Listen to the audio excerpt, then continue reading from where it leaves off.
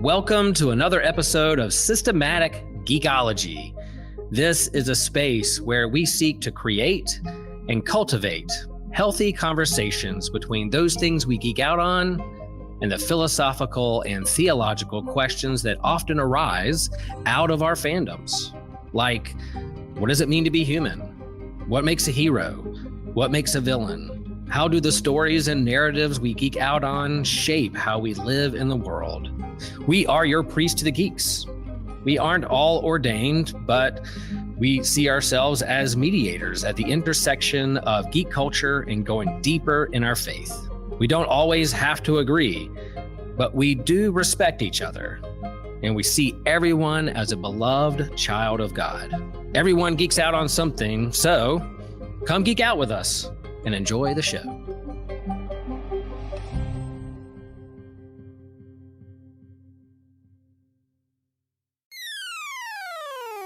You're listening to an Anazao Ministries podcast. Friends, you hear that music, and you know it's time for another episode of Systematic Geekology. He's back.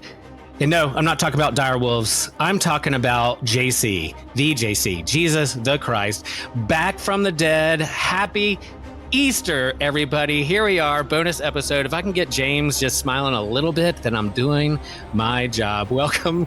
Happy Easter, friends. Happy Easter Sunday. This is one of our bonus episodes throughout the seasons where there's Christmas or Arbor Day or Earth Day or Easter Sunday. We like putting out these episodes to reflect on the season and geek out with you guys. So we're glad that you're able to be with us today. And as we celebrate Easter, we have some of our priests to the geeks here. We have James, we have Alex.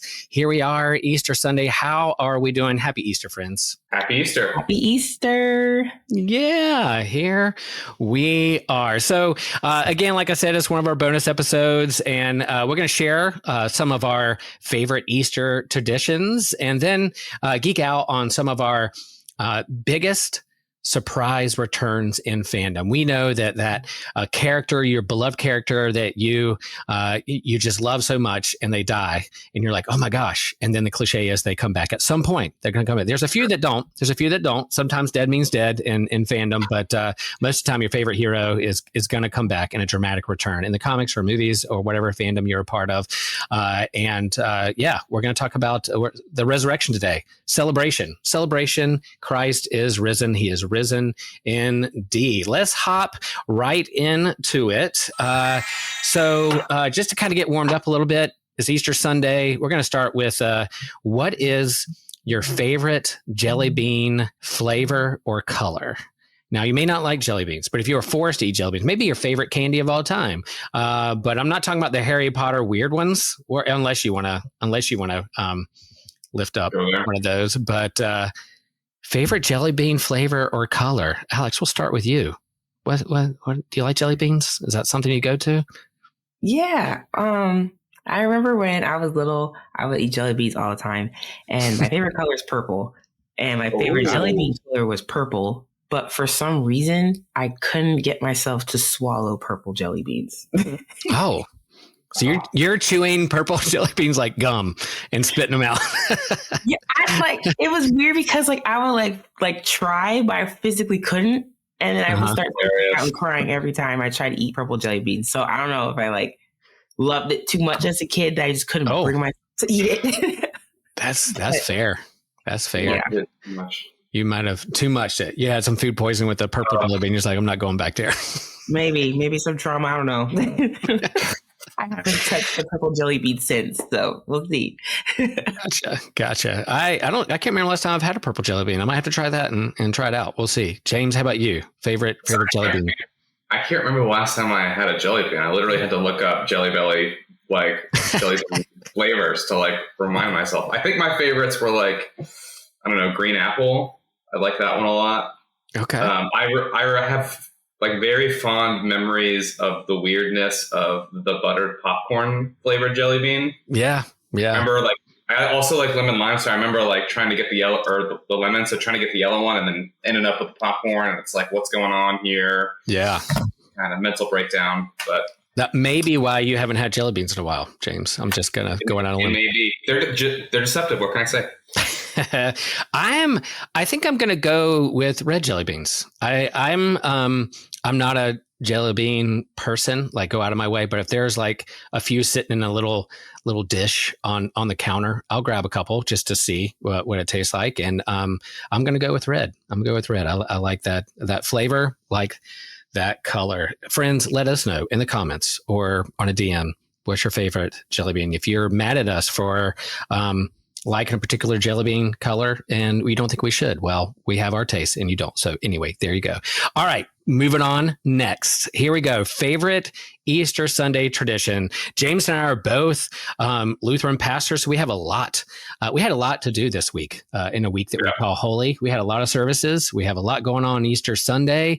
Alex, remind us what your faith tradition is and what you do on Easter Sunday. What's your favorite Easter Sunday tradition? It could be anything. There's a judgment-free zone. We don't geek shame anybody. It could be a favorite food. It could be waking up at the crack of dawn. It could be sleeping in that day. We don't care. But what's your favorite Easter Sunday tradition? Cool. Well, I'm Pentecostal.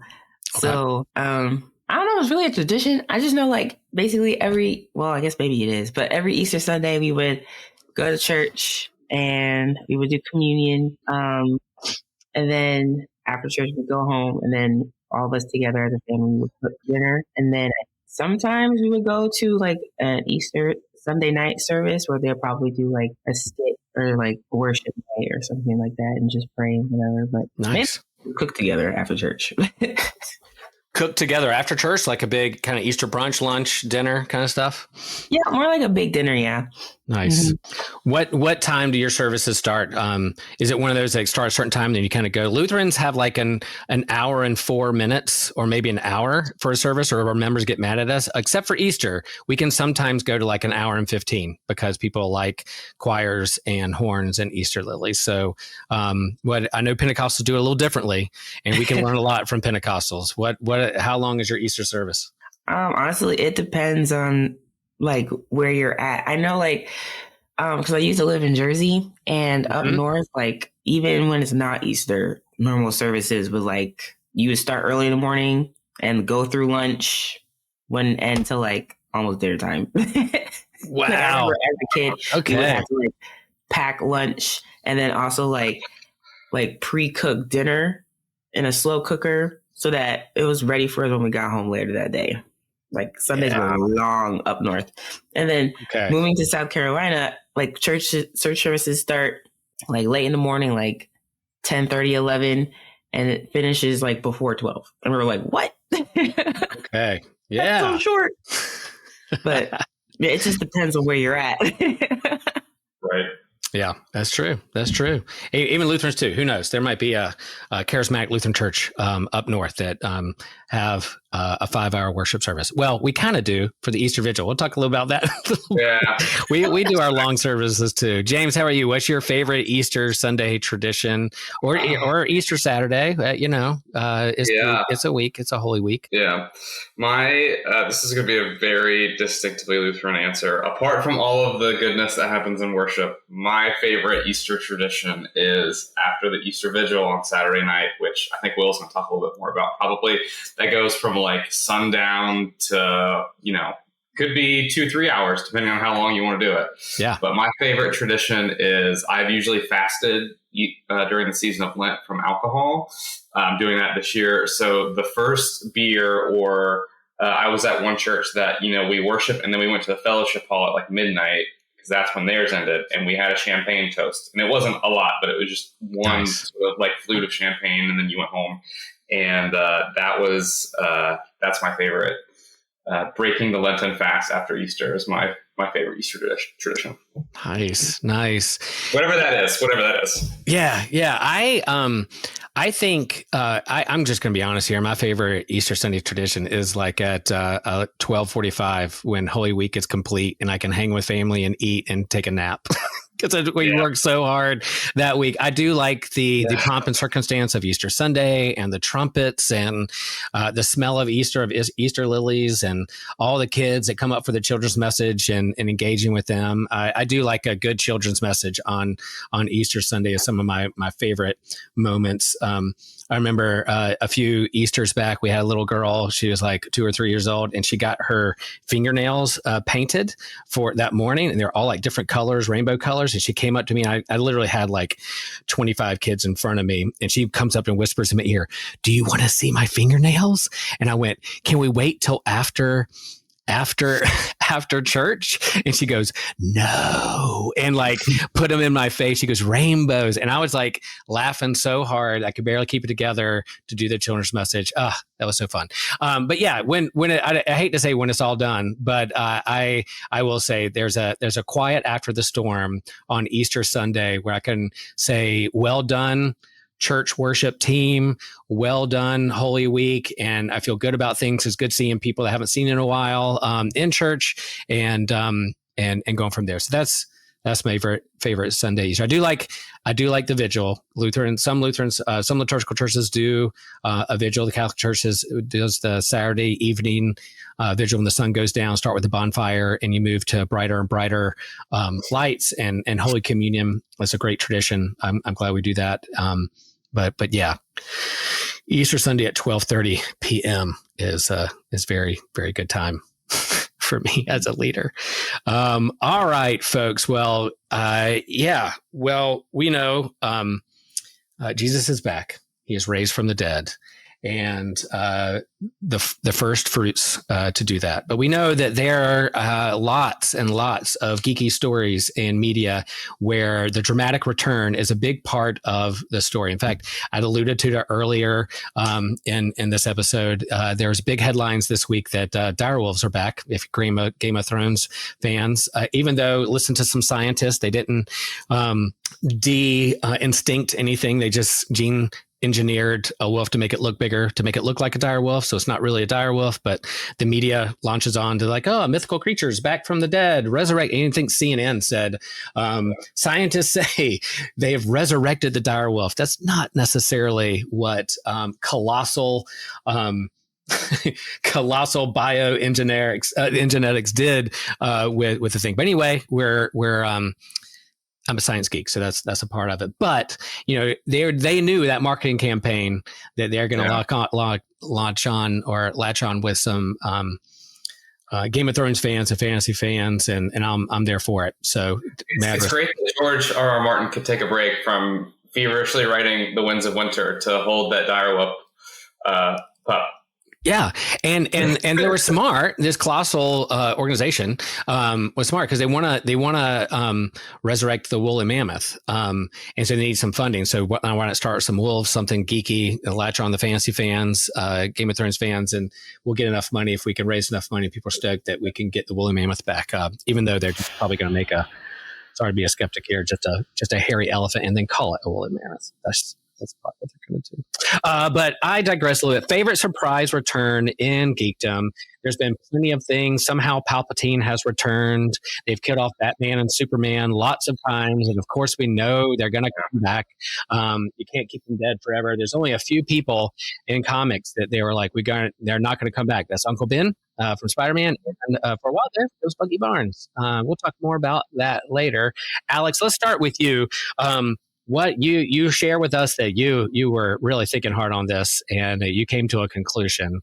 What is your favorite surprise return in geekdom? Well, I thought about this for a while. And the one thing I could come up with, my favorite surprise return was it either Infinity War or Endgame when everybody came back in the end? Because I for sure thought that everybody, like half the world was just gone, like kaput, dusted. Yeah. Snapped. And then I remember watching this for the first time in the theater, and it looked basically like the end of the fight. Captain America was like, he was trying to make his last stand, but he wasn't. He was already like out of it. And you hear in the column, someone says, "On your left," and I was like, I literally grabbed like the random person next to me. I was like, wait. I'm getting goosebumps. You're just saying that right now on your left. Like I remember, Right. that's in game. That's in game. And yeah, it looked like they were gonna all lose. And then you hear, and I just watched Winter Soldier, the movie last night, just to kind of freshen up a little bit. And the opening scene is on your left. So you bring up on your left. I saw it last night. That is on point. Bro. Yeah. So were you in a full theater? What did the theater do when all those portals started opening up and everybody was returning? Bro, everybody was gasping. Like I was like, no way. And then when Black Panther and his people came out, I was like, wait. Like, what's his name was flying through? Everybody lost their minds when Spider-Man hopped in. Like when Spider-Man jumped in, everyone's like, oh my God. And I was like, what? Like just to be in the theater, to see all that for the first time, it was an experience. Like I love going to the movie theater just for moments like that because we were all like, oh my, like geeking out together.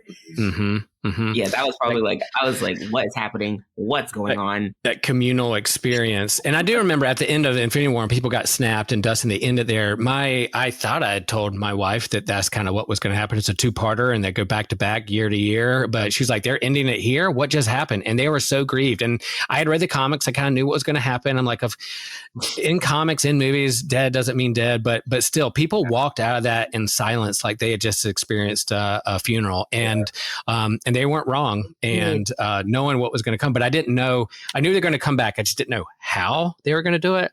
And so, you start off on a high bar there. That is a fantastic pull in geekdom, if not one of the best of all time. So nice one there. James, thoughts on Endgame? Were you in a theater? Were you? I was in a theater the weekend it opened. I think I actually saw it I can't remember what was going on, but it was my internship year. I know that. And I was in West Virginia and I went up to Hagerstown, Maryland to see it because it was the closest movie theater to us. And it was a Sunday evening and I thought how poetic on, season. It was during the season of Easter, I think, when it came out. So I was thinking all these thoughts to even back then. And the movie theater clapped and cheered. I cried twice. Once at a moment in that fight, and then once at the end, the way that movie ended. And what a powerful cinematic setup and experience. And I there's not a whole lot that I love about post Marvel since then. That's the peak, and it's hard. They've had a weird. It's hard to beat that. They've had a weird coming down experience from that. But what I do love is that the whole experience of the snap and of all half the universe fading to dust is still felt throughout, right? They're still grappling with that experience and all of these projects that have happened after that. And I'm glad that they didn't cheapen it because it makes it feel real. Yeah. It makes it feel real. I mean, at some point you could look back. I feel like if we get some more space and Marvel kind of has a return to glory, maybe these next Avenger movies, you could look at this whole phase and say, of course, these movies and projects weren't as good as before. They're grappling with this really complex question. How do you deal with the tragedy, the trauma of that happening? Yeah, they were dealt a few little curveballs when it comes to COVID and writer strikes and what's next. And they just stuck the landing with Endgame. And I think they're going to try to do that with Avengers Doomsday, because they're bringing back another surprise return. Robert Downey Jr. is going to be Dr. Doom. How they do that. And they gave that whole list of characters that's going to be in, even the Fox X-Men that are part of things are going to be a part of that story. So we'll see. Sometimes the hype will outrun the actual storytelling, but I'm optimistic. Do you think they're going to bring Steve Rogers back as Captain Hydra? Oh, man. I know, right? I'd be there for it. I mean, that's part of the alternate universe. That's part of comics. He's done that post things. He's definitely been cosmic cubed into thinking he's somebody's he's not, and alternate timelines and ultimate multiverses. Who knows? Steve Rogers could have been co-opted by the enemy, and those kinds of things. Nothing's not out of the realm of possibility. But in this day and age, with our fandom and message boards and politics, it might be kind of hard to go. Oh, I didn't think about that. It would be hard to lean into that. Dang Right? it. Stepping on something. Talk about Steve jumping on a landmine to protect somebody. We'll see. We'll see what happens with that. But yeah, I if they can do multiverse, I'm a sucker for all those alternate timelines and what they can do. And then again, we're talking about comebacks in fandom. A good way to fix it is just say, oh, it was just an alternate character for alternate universe. Oh, it was just this. Oh, they were stuck in a time loop. And there's ways to fix those things. And I've seen all the tropes. But yeah. So Alex, you're within those movies in terms of MCU. Do you have a character you resonate with? Is there a hero that's like your favorite? Talk about favorite jelly beans. Now we're talking about favorite MCU character. That's a good one. Wait, hold on. I have to think. I don't know if I resonate with this one, but it's kind of tied between Scarlet Witch and oh wait, I see her. I forgot her. Jean Grey. It's tied between those two, just because like they're such like their characters just go through a lot, and they're just like the stories are complex, and they just make me sad. Yeah. Like they both have it rough. So I don't know. Like those two just came to mind. Like they're not my favorite. Like especially Jean Grey. Like her story, I think like sucks the most because she mainly gets pinned out to be the bad guy. Yeah, but it's like it's not completely her fault. Like she just I don't know. But I don't know. Both of those characters are like, can you escape your fate or not? Yeah. And she's kind of paved the way in the comics back in the 70s and 80s. I mean, they killed her off with the Dark Phoenix saga, and then they brought her back again. They killed her, and she's intimately connected with the Phoenix Force. So what do Phoenix do? They rise again, and so she'll be back at some point. But yeah, it'd be interesting to see if and how they bring Scarlet Witch back. They took her off the shelf, they killed her off, or put her. She went mad, she went dark, she went all those things, but. She is a pivotal character in the MC universe, so that'd be a great return too if she could come back and surprise us and save the day and somehow and have her character arc go a different direction. Yeah, I feel like I saw something recently. Like there's some piece of obscure like Marvel MCU content, like might have been a comic, might have been something, but like how you get like those pop news articles on your phone. I feel like I saw something recently, like within the last 2 or 3 weeks, that she got confirmed to be still alive somewhere, and it was like an offhand comment a character made in a very obscure piece of but I can't remember.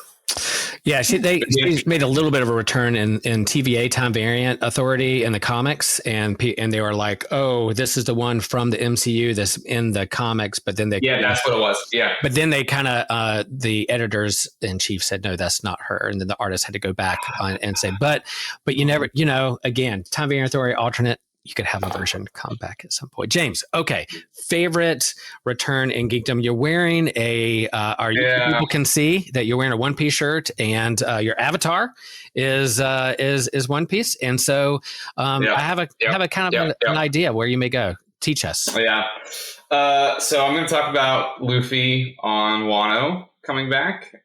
My strong second before I get there was the Naruto versus Pain fight, and Naruto showing back up to the Hidden Leaf Village to fight Pain. I watched that scene last night too, and then I was thinking about it a little bit more, and I felt like Easter, I've got to really talk about Luffy coming back. So if you don't know, One Piece is massively stupid long. We all know that. Alex, have you done any One Piece? Are you a One Piece fan? Are you a watcher, reader of One Piece?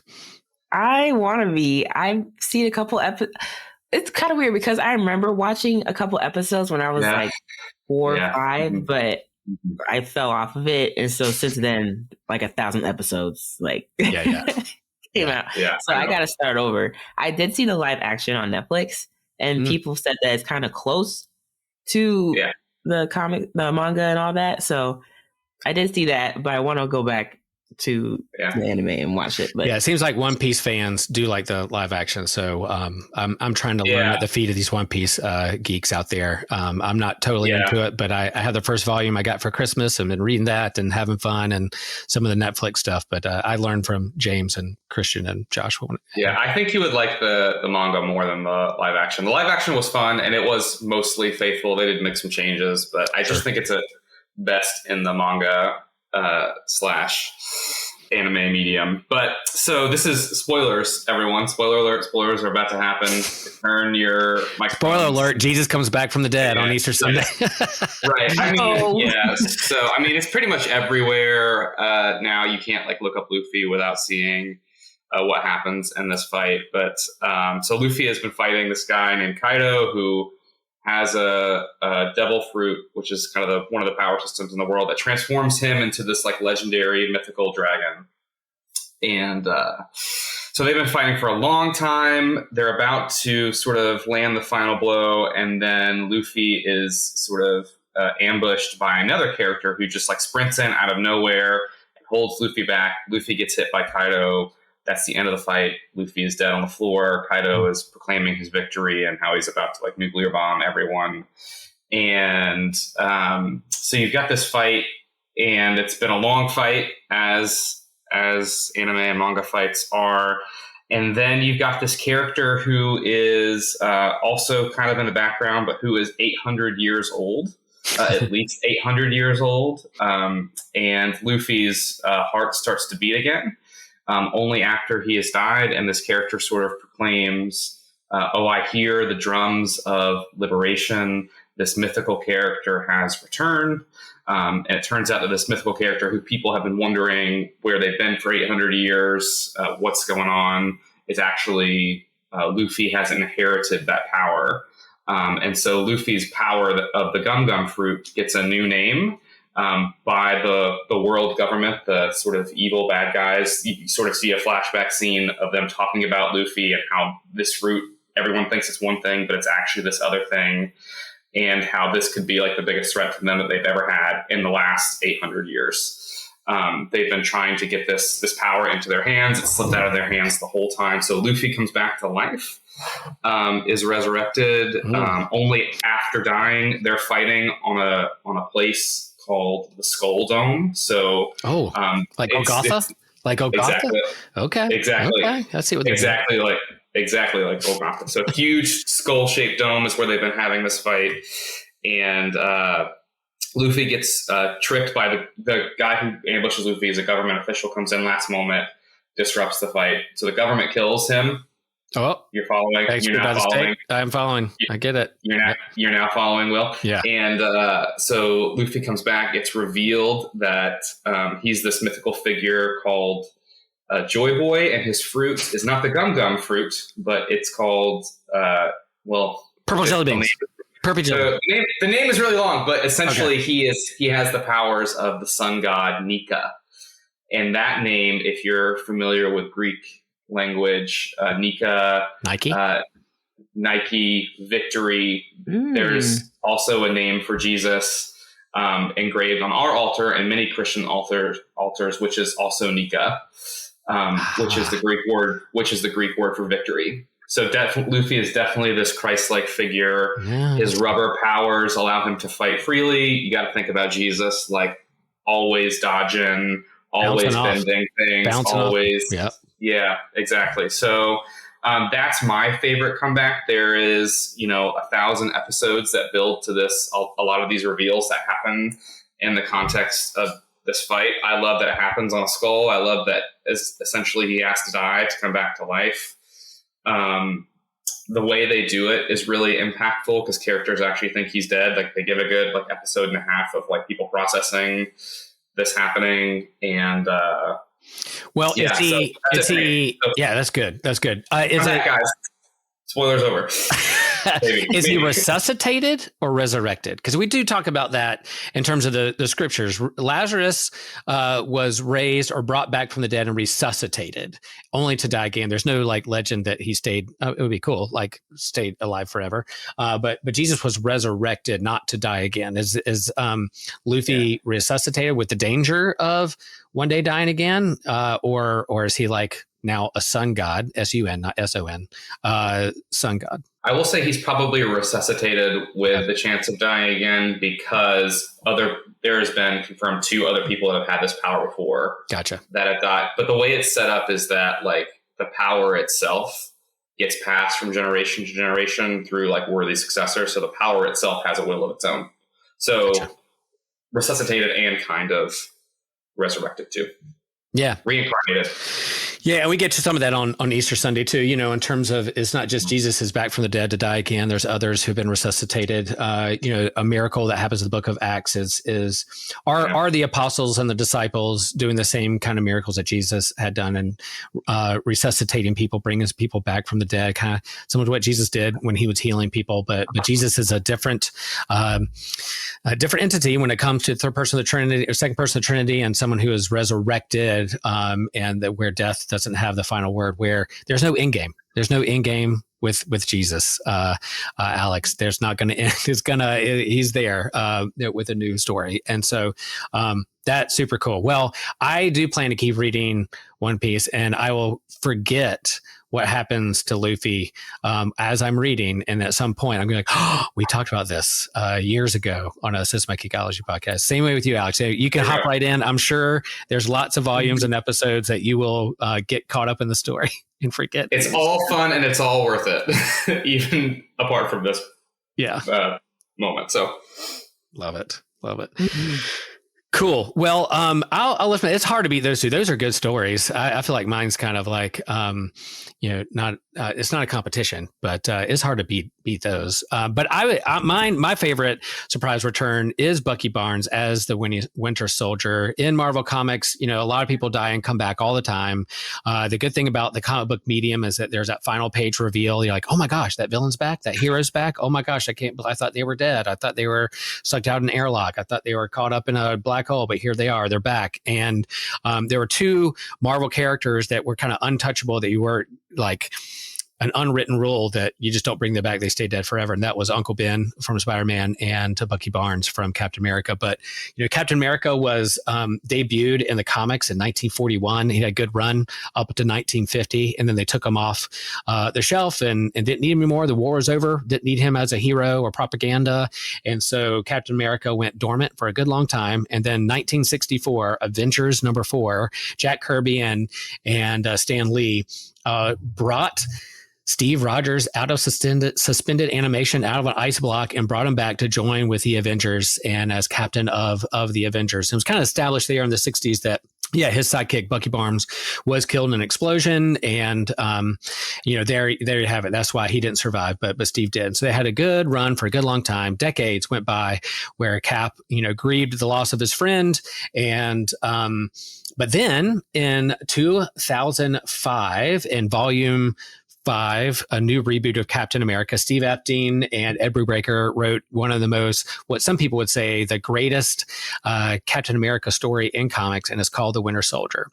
So you build up these issues. There's an assassin from Russia in the Cold War who are, kind of post-Cold War assassin who's taking people out, called the Winter Soldier, and we just don't know who it is. Well, later it's revealed in issue 5 and then 6 that it's Bucky Barnes. And so he's just been brainwashed by the Soviet Union and kind of snagged up. He didn't die in that explosion. He lost a limb, he lost an arm, and then they put him in suspended animation, then brainwashed him to be like this spy, forgetting who he was.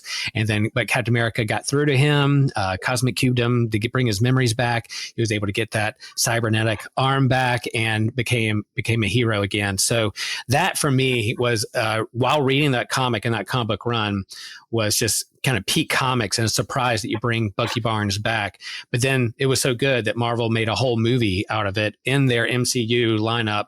And I would say one of my favorite MCU movies of all of them is right up there. Captain America, Black Widow kind of team up and solve the mystery of Bucky and the Winter Soldier and bring him into the fold. So were you two familiar of that comic book run, or is it just the movie that kind of brought him in for you guys? It was the movie. Yeah, it was the movie for me too. Mm-hmm. And I'll say that's probably my. Go ahead. Sorry. Oh, I was just gonna say, I remember like watching that movie in the theater and like leaving, like walking out of it sad. I don't think I liked that movie as much. Yeah. It made me sad at the end for some reason. I don't know, but it was good. Like it was still good. It's just it wasn't my favorite. It's not up there. But I gotcha. It does have darker tones to it and mood. And then, I watched the beginning of it last night, just to kind of refresh my memory of how that opens. And again, you bring it up on your left is a good callback because man, that's exactly what stood out to me. But to finish how it ends, I do need to rewatch it. There is somebody, a friend of ours, James and I, friend Jennifer Shimoda went through all the MCU after encouragement of watching all the movies. And I think she was taken back by kind of the gun violence of that movie. And it was, I guess, that of course that is an important issue in our day and age. And so all the other ones felt like superhero movies and had a happy ending. That one was a little bit more shoot 'em up and violent. She wasn't as on board with that one. And I totally get that. James, what are you going to say about something about that movie? I was going to say, I think it's one of my favorite ones. I really like the sort of thriller, spy, espionage kind of vibes behind the movie. But I think more importantly for me, I think that came out 2014, like right around in there. Yeah. Mm-hmm. And I love that movie because of what it did to Captain America, the questions it made Captain America ask, the questions it made us ask that, and then the Civil War movie that followed it. The questions of what does it mean to be good? What does it mean to represent what American values are? What does it mean to grapple with narratives that you may have been taught and lived into or according to that were really good feeling and sounding, but not true. Yeah. And those narratives were used to cover up some pretty nefarious things. I mean, the shocking part of that, one of the most shocking parts of that movie is that Hydra is just all up in everywhere and has been manipulating things for a long time. And I think for me, I was coming out of college. I graduated that year in 2014 from college, and I had majored in religion and history, and I was beginning to ask all of these same sort of questions about where my allegiance lies in terms of who is the ultimate out there. Is it this patriotic myth that I've been given, or is it the story of Jesus? And what happens when those two things conflict, and what does it mean to live out of joint, I think, with the dominant national myths that are told, the civil religion that we have in our country. Boy, and that resonates now as well. I know, right? A decade later, right? There's a disillusionment that happens there with Cap, and he's from a different era, from the 20s, 30s, 40s, and then where he is in the 2000s, and where America has come around. And I think we could say that the same. And I think within, and even if we want to get a little sermon-esque with the Easter stories, there's disillusionment with Jesus, riding in on Palm Sunday thinking he's the Messiah, he's the King. Their view and understanding of what Messiah means, of power, is literally killed before their eyes. But Jesus shows them a different way. And out of that disillusionment and deconstruction, Jesus constructs what it means to be Messiah, what it means to be living, what it means to love, what it means to serve, all those things. And hopefully that's what Holy Week and Easter does for us, is that it kind of deconstructs our stereotypes and notions of what we think Messiah or Christ looks like. And Jesus shows a different way when it comes to that. And it's what we do here at Systematic Geekology. We let our fandom fandom and our favorite geeky things and our favorite stories illumine or point to the greater truths with a capital T when it comes to what Christ is doing in the world, which is why we do these episodes like this. Interesting, y'all. I had our oldest member in our church passed away this week. She was 106. 106. Opal. What a sweet lady. I remember her. Yeah. Opal was born in 1918. So she predates Captain America by like 22 years. She was 22 years old when Captain America came on the scene on that comic book, Punching Hitler. So R.I.P. Opal. One day we will see each other again when we are all resurrected and the Easter story rings true. So super fun. Y'all, this is fun. Happy Easter. Any final Easter thoughts that you want to give to our listeners today? If not, I'm springing this on you. That's okay. But anything you want to say? You get off this episode and you're like, man, I wish I'd said that. Well, now it's your chance. You still may say it like an hour from now, but any closing remarks on Easter? Resurrection life is good. God wants you to be free. There you go. All that stuff. Free to be you, which means free to be to live into your fandoms and your geekness and all of that stuff. Yeah, like it. Cool. Well, friends, if you think it's an end game, it's not. There's lots of friends who come through portals to be on your left and your right, to be with you and walk through this day, regardless of what you achieve or not, regardless whether your Easter traditions went perfect or not. The stone is still rolled away. Christ has risen. You are loved. If you guys need anything, reach out to us. We're here for you, and we're glad to geek out with you. Happy Easter, friends. Happy Easter, everyone. Happy Easter. Take a nap.